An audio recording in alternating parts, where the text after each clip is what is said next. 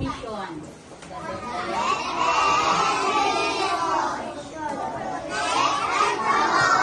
Right of every Filipino to quality, equitable, culture-based, and complete basic education where students learn in a child-friendly, gender-sensitive, and motivating environment to have.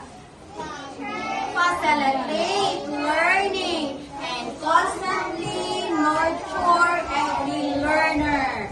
Administrator and staff, as stewards of the institution, ensure an enabling and supportive environment for effective learning to happen.